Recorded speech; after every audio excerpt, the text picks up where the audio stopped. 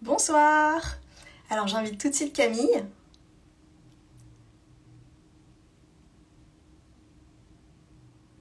Hop. Camille va nous rejoindre. Alors j'espère que vous allez bien.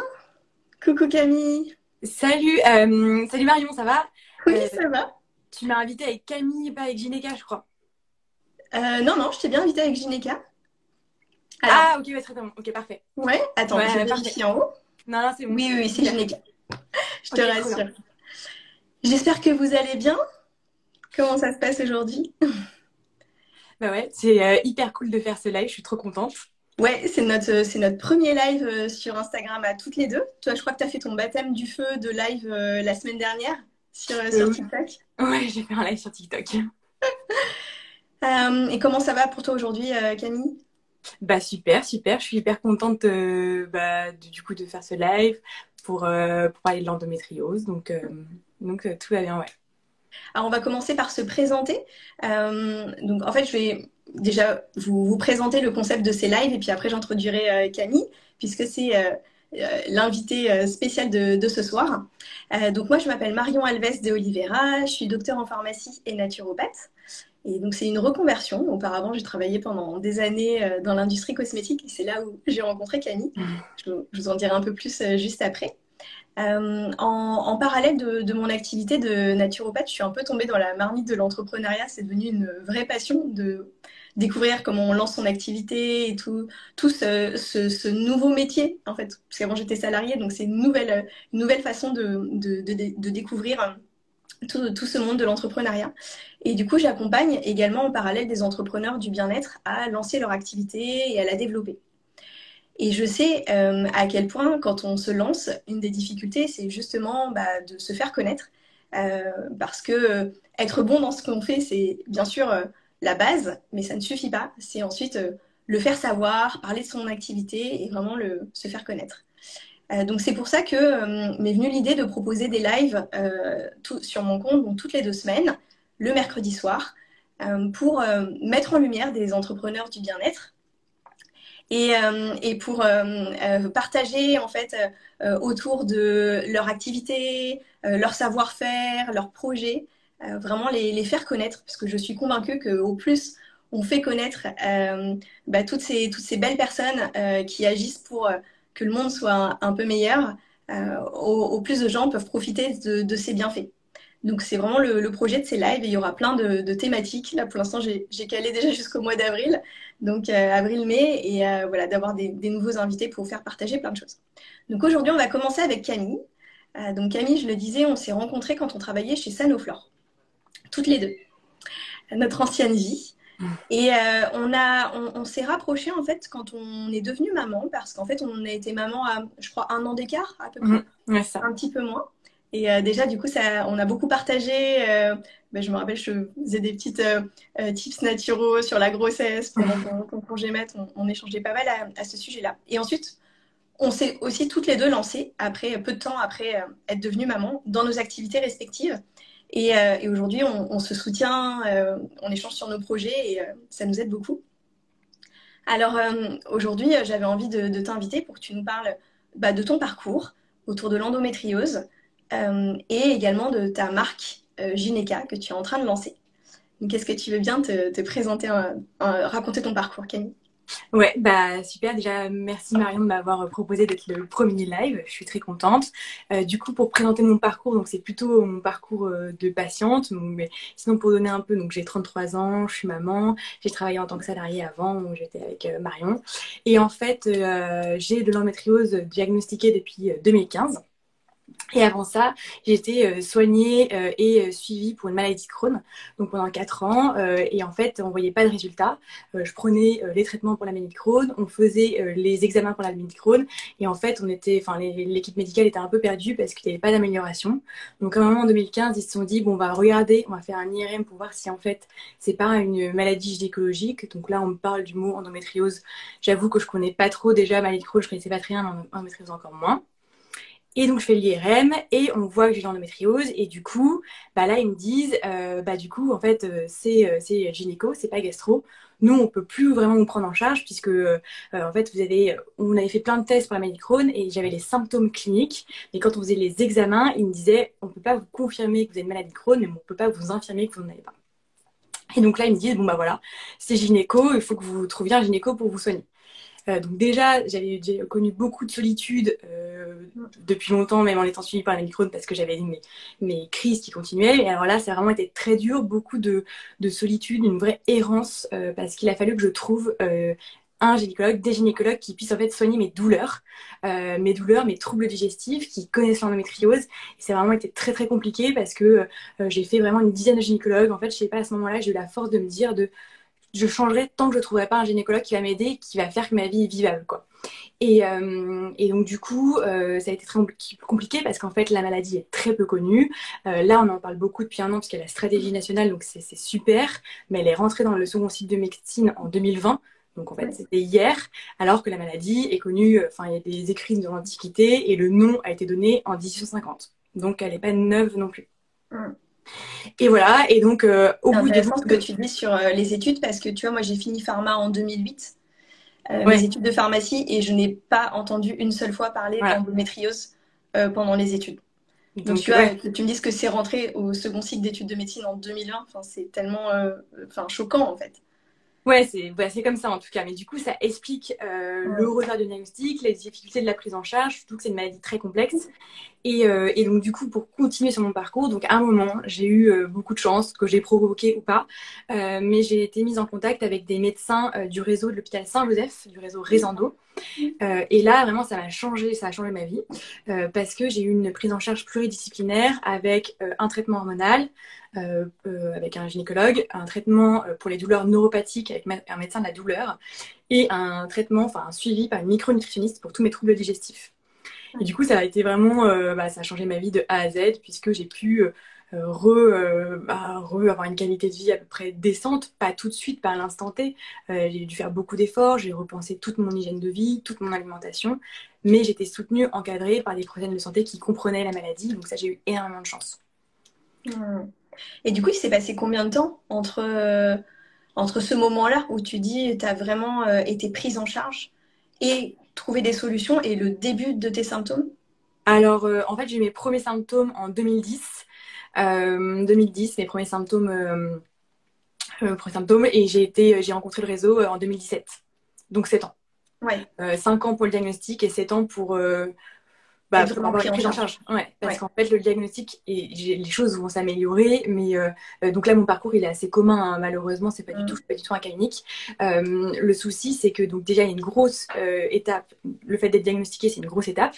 Mais après, en fait, ça ne solutionne pas forcément les problèmes. Donc maintenant, il va y avoir plus de centres et plus de médecins et plus de professionnels de santé qui vont être formés pour gérer l'endométriose, mais le diagnostic ne change pas vraiment les choses. En fait, le fait d'être diagnostiqué, avant, j'avais une maladie de Crohn, là, ça change de maladie, c'était une étape, mais ça m'a pas soulagée. C'est la Oui, prise en charge qui... comme tu dis, c'est qu'une étape. En fait, on pose des mots sur quelque chose, mais c'est pas une solution pour autant. Voilà, ouais, faut vraiment avoir une bonne prise en charge. Et quand tu parles de la prise en charge, justement, aujourd'hui, c'est quoi la prise en charge qui est proposée par les équipes médicales dans un cas classique d'endométriose? Alors, la prise en charge classique de première intention, ça va être quand on va voir un gynécologue, ça va être la proposition de la pilule en continu. Donc, ça peut être une pilule qui peut être uniquement progestative ou ostroprogestative microdosée. Donc, c'est généralement le traitement de base qu'on va proposer à la patiente de la prendre en continu, c'est-à-dire de ne pas avoir de règles. Ouais. Ça va permettre de diminuer l'augmentation de la maladie, des lésions, et aussi de gérer une partie des douleurs. Mais il faut Mm. savoir que même sous pilule, on peut avoir certaines douleurs qui sont en fait dans l'endométriose. Donc pour expliquer, il y a ce qu'on appelle les 5 D de l'endométriose, 5 symptômes. C'est les règles douloureuses, ça c'est vrai. Donc les règles douloureuses, il y a les douleurs pelviennes, les douleurs au rapport, les troubles digestifs, les troubles urinaires. et la fatigue chronique aussi. Et donc en fait, il y a beaucoup, enfin, le symptôme des règles douloureuses peut être solutionné avec la pilule en continu, mais les autres symptômes ne sont pas forcément, les autres douleurs ne sont pas forcément solutionnées par la pilule en continu. Et donc c'est là que l'approche pluridisciplinaire a tout son rôle et tout son intérêt, parce que c'est via ce qu'on appelle des soins de support, mais ce que les médecins appellent comme ça, des soins de support, l'ostéopathie, l'acupuncture, le yoga, l'alimentation, la micronutrition, qu'on va pouvoir en fait juguler l'endométriose, qui est une maladie inflammatoire chronique, et en fait juguler l'inflammation et les douleurs créées par les lésions. Mais c'est important ce que tu dis, c'est vraiment aussi de revenir à la cause en fait et de pas juste parce que comme tu dis la pilule elle va juste arrêter un des symptômes, mais du coup enfin ça ne va pas avoir une action de fond en fait. Donc là tu vas avec toutes ces approches comme tu le décris, on va vraiment agir sur le terrain. En tout cas en naturopathie c'est la façon de voir les choses, c'est de traiter la personne dans sa globalité, comme tu dis d'avoir une approche globale et pas uniquement de mettre entre guillemets un pansement là où ça fait mal, mais qui solutionne pas le problème. Et aujourd'hui, sur ta biographie Instagram, c'est marqué patiente experte. Comment tu peux expliquer ce terme? C'est quoi une patiente experte? Alors en fait, patiente experte, donc là je vais devenir patiente experte. Je suis actuellement à un diplôme universitaire à la fac de médecine de la Sorbonne qui s'appelle un DU en éducation thérapeutique du patient. En fait, c'est un terme qui est réglementé. C'est pour pouvoir être formé à l'éducation thérapeutique, c'est-à-dire s'insérer auprès d'équipes de soignants en tant que patient expert, donc patient qui est formé à faire de l'éducation thérapeutique. Et le but, c'est l'éducation thérapeutique, c'est des programmes individualisés où on participe à des ateliers avec des groupes pour améliorer la qualité de vie des maladies chroniques. Donc, il y a ce qu'on appelle ça l'ETP, c'est l'acronyme. Il y a de l'ETP pour le diabète, pour Parkinson, et il commence à y en avoir pour l'endométriose, puisque c'est une maladie chronique et où il y a énormément de choses qu'on peut mettre en place de manière concrète pour soulager, vivre mieux et tout. Et donc voilà, c'est pour ça que j'utilise le terme patiente experte, puisque je vais être formée. Là, je suis en train de faire je vais faire un stage là dans quelques semaines au sein d'équipes qui font de l'OTP en endométriose. Donc voilà, pour ensuite en faire coordonner des ateliers, animer des ateliers. Et vraiment, le but, c'est de trouver avec les patients des solutions concrètes, utiles pour améliorer leur qualité de vie. Et c'est chouette ce projet mis en place justement à la Sorbonne parce que c'est aussi une manière de donner la parole aux patients et quelque part de partager le savoir. C'est une vision de la médecine qui jusqu'à présent a été très pyramidale. Il y a l'expert qui sait et le patient quelque part qui subit, qui n'a pas vraiment son mot à dire et il y a quelque chose de très descendant. Et aujourd'hui, du coup, de redonner la parole aux patients et en leur disant en plus qu'eux-mêmes ont des choses à apporter. Enfin, c'est vraiment passionnant. C'est de tout ce qu'on appelle la démocratie sanitaire. Et en fait, ça vient, c'est pas né d'aujourd'hui, hein, l'éducation thérapeutique. C'est vraiment c'est né dans les années SIDA, en fait, où on s'est rendu compte que les traitements développés par les labos et les médecins n'étaient pas du tout en adéquation avec le mode de vie des patients et qui, en fait, les patients disaient, mais en fait, ça sert à quoi de se soigner si on n'a plus de vie? Et du coup, c'est vraiment toute une démarche qu'on appelle le counseling. Et là, moi, ce qu'on m'apprend dans ce DU, c'est à avoir une position. Et c'est surtout pas une position de sachant, de descendant, en disant, moi, je l'ai testé, du coup, ça va marcher pour toi. Non, c'est pas du tout ça. Vraiment, l'éducation thérapeutique, c'est trouver avec le patient le moyen qu'il a en lui-même de trouver des astuces, des tips pour mieux vivre sa maladie au quotidien. Donc, c'est tout le contraire. Et c'est très intéressant parce que c'est l'anti-pyramidal. C'est faire ressortir les compétences. Parce qu'en fait, quand on est un malade chronique, donc en endométriose, mais dans plein d'autres maladies, parce qu'il y a beaucoup de gens qui sont malades chroniques, on développe des compétences d'adaptation, des savoirs, des savoir-faire, des savoir-être. Et donc, c'est montrer aux patients voilà, tout ce qu'ils ont en eux. Et c'est vrai que toi, moi, ce qui me marque en fait quand je connais ton parcours, c'est cette résilience en fait que tu as développée toutes ces années par rapport à ce que tu as enduré, en termes déjà d'errance thérapeutique que tu as décrit en introduction en fait du podcast, toute l'errance qui a duré 7 ans, enfin entre 5 et 7 ans. Et au-delà de ça, la souffrance physique vraiment que tu as vécue et que tu vis encore aujourd'hui, que les crises arrivent, même si évidemment maintenant que tu es prise en charge, que tu as mis en place plein de choses au niveau de ton hygiène de vie, j'imagine que c'est beaucoup moins fréquent, mais c'est encore présent. Oui, c'est sûr que c'est un job à plein temps d'avoir une pathologie chronique et que du coup, moi j'ai eu je sais pas, j'ai toujours voulu aller mieux et je trouvais que la vie sans qualité de vie, ça n'a pas vraiment de sens. Et donc, je me suis dit que en fait, je trouverais toujours les solutions. Et donc, au début, je me formais vachement sur des sites américains, des blogs, j'allais sur Google Scholar, je regardais des trucs, je comprenais pas tout. Donc voilà, et maintenant, c'est beaucoup plus démocratisé, on connaît plein de choses. Mais c'est vrai que c'est ça qui est compliqué dans l'endométriose et dans les maladies chroniques, c'est qu'il y a des hauts et des bas, il y a des moments où on a un peu, genre, à partir du moment où on est pris en charge et qu'on met plein de choses, donc c'est pas tout de suite, mais il y a des moments où on se dit ah c'est bon, j'ai killé le game, je comprends tout, je vais plus jamais avoir de crise. Et puis parfois, bah il y a un grain de sang qui se met, il y a des choses qui marchent plus, et là bah on peut avoir des douleurs. Donc c'est vrai qu'en fait c'est jamais terminé. Voilà, donc ça apprend d'autres compétences, d'autres forces, et je pense oui de la résilience, oui. Où t'en es aujourd'hui dans ta relation à la maladie? Bah c'est bah là maintenant en fait c'est compliqué parce que c'est devenu aussi mon projet professionnel. Ouais, on va en parler. Bah c'est chiant et en même temps ça m'apprend plein de choses. Donc de toute manière j'ai pas le choix, donc autant trouver les choses Ouais, positives. complètement. Comment tu t'es fait qu'est-ce que tu as mis en place dans l'accompagnement? Enfin, est-ce que tu peux nous donner un peu les détails entre à la fois l'accompagnement médical qui a été mis en place pluridisciplinaire, Mm. et ensuite toi ce que tu as fait à côté en fait pour aller mieux? Ouais, alors donc moi j'ai pris la pilule en continu. Mhm. Voilà, il y a certaines femmes qui arrivent à pas avoir besoin de la pilule. Moi, j'ai besoin de la pilule en continu, sinon c'est très compliqué. Et j'ai eu des traitements spécifiques pour les douleurs neuropathiques. Donc en fait, c'est que les douleurs neuropathiques, c'est lié au fait qu'il y a des lésions d'endométriose, des adhérences qui se sont mises sur certains de mes nerfs. Et en fait, ça a abîmé tout le circuit du système nerveux et le circuit de la douleur. Et donc du coup, pour en fait mettre un peu un pansement sur ce circuit-là, j'ai eu un traitement neuroleptique par un médecin de la douleur. Donc ça m'a énormément soulagée. À côté de ça, en fait, j'ai repensé toute mon hygiène de vie. C'est-à-dire que c'est mon médecin de la douleur qui m'a dit ça, qui m'a dit, en fait, là, on vous met un pansement sur vos nerfs, mais il faut que vous rechangiez tout. C'est-à-dire qu'il faut que vous redonniez la mobilité à votre corps. Parce qu'en fait, les lésions, les adhérences d'endométriose, elles viennent se mettre sur les organes et petit à petit, elles empêchent les organes d'avoir leur mobilité saine. C'est-à-dire petit à petit, en fait, le côlon va moins bien fonctionner, la vessie va moins fonctionner. Et donc, en fait, le problème de l'endométriose, c'est que c'est inflammatoire, ensuite ça se greffe sur des organes et ça empêche petit à petit, en les fixant, en leur donnant une raideur, de plus bouger. Et donc, du coup, c'est toute une chaîne fonctionnelle qui fonctionne plus. Donc j'ai fait la pilule, les neuroleptiques, j'ai commencé, elle m'avait dit voilà, moi ce que je vous conseille c'est de commencer le yoga.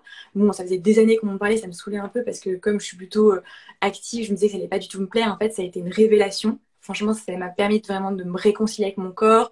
J'ai testé parce qu'elle m'a dit, en fait, elle m'a convaincue par les bons arguments en disant que ça allait redonner de la mobilité à mon corps, que ça allait jouer aussi sur la production de cortisol, donc faire baisser le cortisol qui est hyper intéressant puisque ça permet de rééquilibrer l'équilibre hormonal. Et voilà, et du coup, bah, comme c'était pas quelqu'un qui me disait ah, mais toi, t'es un peu stressé, tu devrais faire du yoga, et que c'était quelqu'un qui m'expliquait avec les bons trucs, je me suis dit bon, je vais tester. Et en fait, ça a vraiment été une révélation. Et du coup, là, ça fait depuis 2017 que je fais du yoga très, très, très régulièrement et c'est important dans ma vie. J'ai changé toute mon alimentation. Ça, je l'avais commencé un peu seule quand j'avais Crohn, parce que mes médecins qui me soignaient pour Crohn me disaient que Pensé quand tu avais diagnostiqué du coup Crohn. ouais, on m'a diagnostiqué, mais j'avais pas. Mais voilà, donc j'ai changé toute seule mon alimentation. Donc au début, c'était vu que c'était toute seule, c'était un peu drastique et j'ai fait des choses très extrêmes, mais parce que c'était aussi, je pense, un besoin de survie. Et après, j'ai été prise en charge par la micronutritionniste. Donc du coup, voilà, j'ai revu. Mais là, à date, mon alimentation, elle est un peu anti-inflammatoire, comme on dit. Oui. Après, je pense que chacun a ses propres aliments déclencheurs et donc il faut vraiment l'adapter. Moi, je prends pas de produits laitiers. J'ai pas bu d'alcool pendant 4 ans. Je bois très peu. Et j'ai pas mangé de gluten pendant longtemps. Et maintenant, j'en mange un petit peu. Voilà. Mais donc j'ai fait ça. Et j'ai aussi fait de la micronutrition, donc des compléments alimentaires. Et j'ai fait au début très attention à tout ce qui est sommeil, hygiène de vie. Donc faire de l'activité physique et tout ça. Mais du coup, ouais, c'est une vraie. En fait, quand tu parles de tout ça, moi, ça me fait vraiment penser à toute l'approche naturo, d'être très, Ouais. très globale. Bah, je crois d'ailleurs que ta sœur est naturopathe, donc du Ouais. coup, tu as été très sensibilisée Oui. aussi à cette approche globale du corps, comme tu dis, sur les 3 piliers, Mm. l'alimentation, l'exercice physique pour redonner du mouvement, parce que quand il n'y a pas de mouvement, bah, il y a cette stagnation que tu Mm. décris. et tout le côté équilibre psycho-émotionnel qui est très important. Et qu'est-ce que je voulais dire? Oui, bah, parlons de Gynéca, justement, tu as parlé plein de Ouais. fois de micronutrition. Je vois à quel point, du coup, c'est quelque chose qui a été très soutenant pour toi. Ouais. Comment est arrivée l'idée de, un, monter ta boîte Mm. et voilà, raconte-nous. Alors en fait, donc j'ai eu l'idée il y a 2 ans, j'étais enceinte et j'ai faisais une insomnie et en fait je me suis dit c'est un peu apparu comme ça. Je me suis dit, ah, mais en fait, moi, j'ai eu énormément de chance parce que j'habitais Paris, j'avais rencontré ce réseau, la Réseau, ces médecins. J'avais pu à ce moment-là, bah voilà, financer les rendez-vous avec les micronutritionnistes, acheter différents actifs, les compléments alimentaires, et je savais que les micronutritions, ça pouvait aider.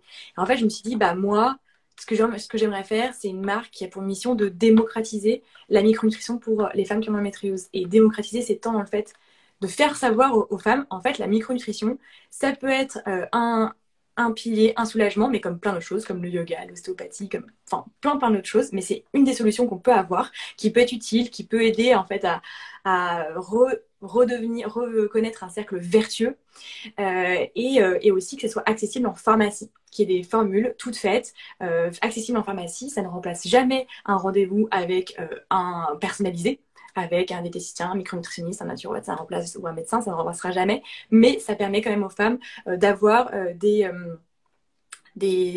solutions pour soulager voilà, les symptômes de l'endométriose. Tu peux Et définir la micronutrition exactement au cas, enfin, s'il y a des personnes qui connaissent pas ce bien terme, sûr, c'est en assez fait, récent hein, qu'on en parle. oui, oui. En fait, la micronutrition, c'est les compléments alimentaires. Et en fait, c'est la science des micronutriments. Les micronutriments, ça va être les vitamines, les enzymes, les polyphénols, les oméga 3, les acides gras, enfin, le zinc, les minéraux. Tous, en fait, à la base, notre alimentation devrait comporter, enfin, avoir tous ces micronutriments de manière, enfin, naturelle. Sauf que, et donc tous ces choses-là, en fait, les micronutriments, notre corps ne les produit pas. Mais ils sont présents dans notre alimentation. Sauf que le problème, c'est que depuis 50 ans, bah, notre alimentation elle a énormément perdu en richesse. C'est à cause des pesticides, la qualité des sols, plein de choses. Et donc, du coup, on ne retrouve pas l'apport dont on a besoin pour être en bon état de santé dans l'alimentation. Et du coup, la micronutrition, les compléments alimentaires, ça peut être très intéressant pour quand on est en bonne santé et aussi pour jouer sur des états fonctionnels quand on a des pathologies comme l'endométriose. Et du coup, bah, moi j'en ai beaucoup pris pour les troubles digestifs, voilà, pour jouer sur la perméabilité intestinale, sur le microbiote, sur l'inflammation, sur l'équilibre hormonal. Voilà. Qu'est-ce que en grosse famille de compléments de micronutriments, j'imagine des oméga 3, qu'est-ce que tu peux citer justement et aujourd'hui, vers quoi tu t'orientes pour créer Gynéca? Alors, donc vers quoi je m'oriente pour l'instant, je peux pas trop le dire. Mm. Ça, c'est encore un peu secret. Voilà, on est en train de finaliser, mais évidemment, les oméga 3, c'est vraiment la base. C'est la base. J'ai l'impression de faire tout le temps des vidéos dessus. C'est la base pour toutes les personnes parce que c'est vraiment très intéressant, très utile pour l'inflammation. Donc, effectivement, c'est très, très utile. Ouais.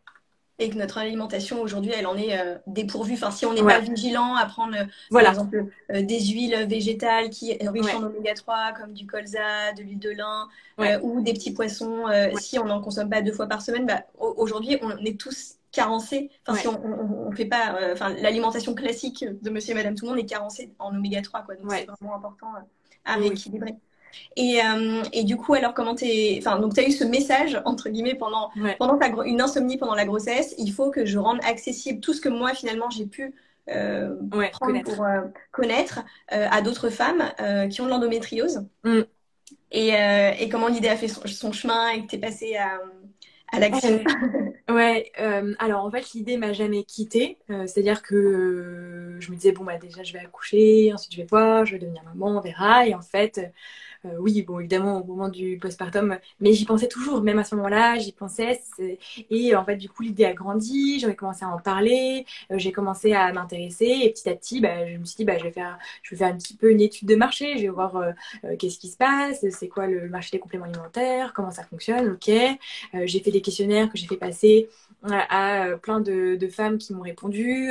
Donc voilà, donc ça a vraiment été très utile et je les remercie. Et là, à un moment, je me suis dit, bon, bah en fait, j'ai senti que c'était mon moment. Et je me suis dit, bah c'est le moment ou jamais. De toute manière, j'aurai toujours des arguments pour pas me lancer. Et donc, je me suis dit, bon, bah je vais le faire maintenant parce que c'est un peu ma prochaine histoire, quoi. Donc voilà, et donc je me suis lancée à temps plein en fin août, septembre, ce septembre Ouais. 2022. Et où t'en es là exactement dans la marque en est où aujourd'hui? Alors la marque, on est où? Donc maintenant on est deux. Ouais. J'ai une associée qui m'a rejointe, qui est ingénieure biologiste. Donc elle a travaillé sur les compléments alimentaires. Elle a développé des probiotiques, notamment dans l'intestin, le syndrome de l'intestin irritable. Donc voilà, c'est vraiment une chance. On a co-développé nos formules avec une pharmacienne micronutritionniste. Et là, on est en train de valider, de finaliser les formules et on va faire une campagne Ulule à partir de mi-mars. Enfin, le plan, c'est de faire lancer notre campagne Ulule Ouais. mi-mars, mi-mars, mi-avril. Donc voilà, donc j'espère voilà, que vous serez nombreux à participer à la campagne. Et donc c'est ça les différentes les timings de la marque. Et ce que j'aimais quand on échangeait sur tes projets, c'est aujourd'hui sur ton compte Gynéca, que ce soit sur Instagram ou sur TikTok, parce que tu es aussi très actif sur TikTok, Ouais, tu fais énormément de réels où justement tu donnes plein de tips, que ce soit un peu ce que tu fais dans ton quotidien, mais tu as aussi plein de petites vidéos qui détruisent un peu les idées reçues ouais, sur l'endométriose. Moi, j'ai appris plein de choses avec toi. Par exemple, effectivement, le fait que on se concentre souvent sur les douleurs de règles, alors mm, que tu m'as expliqué un jour, mais en fait, la plupart des femmes qui ont l'endométriose, enfin une grosse majorité, sont sous pilule et du coup, c'est pas forcément c'est la plus grosse problématique. Enfin, ouais. de lecteurs, on a beaucoup de méconnaissances en fait sur la pathologie. Oui, c'est vrai que ça, c'est au début, ça m'a, enfin, c'est un peu ce qui me perturbe et parfois, je pense qu'il freine la prise en charge et le diagnostic. C'est que, bon, déjà maintenant, on connaît le mot endométriose, mais il y a un an, on ne le connaissait pas trop et c'est une chance de le connaître. Mais on pense trop souvent endométriose égale règles douloureuses et infertilité. Et Ouais. c'est vrai, il y a des règles douloureuses, c'est un des symptômes et c'est d'ailleurs, c'est quand même le premier symptôme qui doit alarmer quand on a une adolescente qui arrive et qui dit j'ai des règles douloureuses, c'est pas normal. Donc il Oui. faut évidemment investiguer. Mais le C'est problème dans hyper l'endométriose, important que tu le rappelles parce qu'encore une fois, enfin, oui, en c'est tant que pas femme, normal d'avoir mal. exactement, on est un peu conditionné, genre les règles c'est douloureux et le nombre de femmes qui prennent, ne serait-ce que même juste du Doliprane à Ouais, chaque cycle, ouais, comme si il y avait cette normalité de la douleur. Enfin, ouais, donc il faut vraiment déconstruire ce tabou. voilà. C'est pas normal d'avoir mal pendant ces règles, quoi. Non, non, non. Et du coup, attends, la question, oui, les règles douloureuses, tu me disais, oui, souvent, en fait, on pense que c'est règles douloureuses et infertilité, et les règles douloureuses, c'est un des symptômes. Et c'est vrai que euh, je sais pas en termes de proportion, mais la plupart des femmes qui sont prises en charge, on va leur proposer la pilule en continu. Et la pilule en continu, du coup, on n'a pas de règles. Et donc, c'est vrai que parfois, j'étais un peu interpellée, où on me parlait de choses pour les règles douloureuses en endométriose, mais moi, je n'avais pas de règles depuis 10 ans. Ouais. Donc voilà. Mais pourtant, j'avais énormément de douleurs. Parce que, et c'est ça, peut-être, mais c'est sûrement en train de changer auprès des médecins, mais je trouvais qu'on me prescrivait un peu la pilule avant d'être prise en charge par le réseau Resendo, mais on Ouais. prescrivait un peu la pilule comme si ça allait tout solutionner. C'est pas vrai, ça solutionne certaines choses, ça peut être intéressant ou pas, mais ça ne solutionne pas toutes les douleurs. Et du coup, c'était un peu frustrant. Mais voilà, maintenant je pense que on sait mieux, c'est pas que les règles douloureuses, il y a toutes les autres douleurs dont Mm. on a parlé. Et l'infertilité, oui, c'est un sujet en endométriose, mais comme c'est aussi malheureusement un sujet pour plein de femmes, Ouais. il y a 30 à 40% des femmes qui ont de l'endométriose qui vont connaître des sujets d'infertilité. Donc c'est beaucoup, beaucoup trop. Mm. Mais il y a quand même 60 à 70% des femmes qui en connaîtront pas. Oui. En revanche, je pense pouvoir dire que pour près de 90% des femmes, il y a un impact de la qualité de vie lié à l'endométriose. Complètement. Et un autre chiffre, justement, tu m'avais dit que 90% des femmes ont des problèmes digestifs avec ce fameux Ouais, endobélie. J'avais jamais entendu le terme. ouais. C'est quoi l'endobélie? Alors, l'endomélie, bah, c'est le ventre de femme enceinte, qui est ton ventre, qui se met à gonfler d'un coup, qui est hyper dur, comme du béton, et t'as l'impression d'être enceinte de 5 6 mois. Et moi, on m'a déjà laissé ma place, enfin, laissé une place dans le métro. Et ça arrive. Voilà, donc maintenant que j'ai mis plein de choses en charge, ça m'arrive moins. Mais ça peut arriver et c'est toujours désarçonnant. Et en fait, ça impacte l'estime de soi, le côté social, parce que en fait, nos ventre gonfle. Et puis, combien de fois on m'a demandé, et je sais que ça arrive à d'autres femmes, combien de fois on me demande, ah, félicitations, ah, vous êtes enceinte. Alors que, bon, voilà, même si toutes les femmes, enfin, beaucoup de femmes arrivent à avoir des enfants quand on a de l'endométriose, c'est quand même un sujet, la En plus, fertilité. ouais. Donc, c'est, voilà, pour peu que la question soit posée ou pas au bon moment, c'est toujours un peu délicat. Donc, mais ça m'arrive très, très fréquemment. Voilà. Mmh. C'est ça l'endobélie.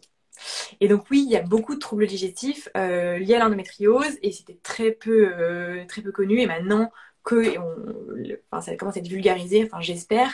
Voilà, on sait qu'il y a beaucoup de femmes qui ont de l'endométriose et qui ont des troubles digestifs et que, en fait, les troubles digestifs seraient des symptômes aussi, voire plus pénibles que les règles douloureuses.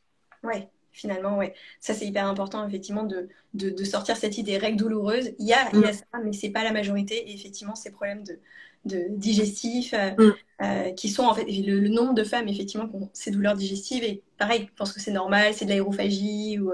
Alors qu'en fait, il y a Ah des oui, choses à non. investiguer. Enfin, il y a beaucoup de choses à creuser. On arrive bientôt à la fin de ce live, parce qu'on s'était dit qu'on faisait à peu près une demi-heure. Donc là, ton actualité, tu disais, c'est le lancement de ta campagne Ulule Ouais, c'est dans un mois, c'est ça? Ouais, exactement. Lancement de la campagne Ulule dans un mois. Et donc, du coup, on se prépare, on se met en ordre de bataille pour préparer la vidéo de la campagne, tout ce qu'il faut, avoir les produits, enfin, plus ou moins, on n'aura pas tous les produits. Mais donc, voilà. Et donc c'est ça les timings et l'actualité de la marque. La campagne, du coup, elle est vraiment décisive pour le lancement, pour ton lancement, Ah en oui, fait. oui, elle est vraiment décisive. C'est-à-dire qu'elle va financer les 2 tiers de la production. Oui, c'est ça. Donc, donc c'est vraiment, en gros, l'idée de faire vraiment adhérer à ton projet Ouais. dès la campagne pour pouvoir lancer tes productions, en fait. Ouais, oui, oui, c'est ça. Pour nous, c'est vraiment essentiel. Et donc, du coup, ouais, la campagne va être très importante. Hmm. Et Camille, une dernière question que je voulais poser du coup à tous mes invités, Mm. c'est pourquoi tu fais ce que tu fais aujourd'hui? Je pense que je fais comme ce que je fais parce que pour l'instant, enfin, c'est un peu ma mission de vie du moment et que ça me permet aussi de donner un sens à ma pathologie, à tout ce que j'ai appris. Je pense que j'ai énormément besoin de transmettre. Et du coup, je me dis, si moi, tout ce que j'ai emmagasiné comme savoir, ça peut servir, s'il peut y avoir moins de filles qui vivent ces moments de solitude, ces errances, j'aurais gagné. Hmm. Super beau message. Et en plus, avec tout ce que tu es en train de développer avec l'éducation thérapeutique que tu Ouais, vas mettre en place, avec, c'est ça, c'est qu'en fait, au-delà, il y a Gynéca, mais il y a aussi c'est ce ça, que oui, tu oui, vas faire. c'est en place, ouais. Il y a tout un projet global, en fait, que tu es en train C'est un de... peu un projet perso en fait, mais ouais, c'est ça exactement, de pouvoir donner du temps pour essayer d'améliorer la qualité de vie, mais tous ensemble, c'est-à-dire en tant que patient, pas en apprenant, mais ensemble, je pense qu'il y a plein de choses qui sont, le collectif est une grande force, ouais. Hmm. Merci beaucoup, Camille. Est-ce Merci à qu'il toi. y a des questions? Je regarde, j'ai vu passer plein de petits coucous, mais je regarde s'il y a des questions. Si vous avez envie de poser des questions à Camille avant qu'on coupe la vidéo, après vous pouvez du coup, où est-ce qu'on peut te suivre? Donc là, on a ton Alors, vous compte. pouvez me suivre sur Insta, sur TikTok et aussi sur LinkedIn. Voilà. Ok, je vois pas de questions. Bah, en tout cas, moi c'était un plaisir de te retrouver, Camille, que tu nous partages tout ton projet et j'encourage vraiment tous ceux qui ont envie d'en savoir plus au sujet de l'endométriose, de suivre ton compte, d'avoir plein d'infos. Mm. J'ai aussi je remettrai peut-être le lien d'un de tes podcasts où tu avais participé, où tu racontes vraiment en Ouais. détail tout ton parcours du combattant. Moi, ça m'a énormément touchée en fait de réaliser à quel point voilà, il y a cette résilience. Et moi, je vous retrouve du coup dans 2 semaines pour un prochain rendez-vous sur une autre thématique. Je vous en dirai très vite, je vous en dirai plus très vite. Et je vous souhaite une bonne soirée. Merci Marion, merci beaucoup, bonne soirée. Bye bye. Au revoir.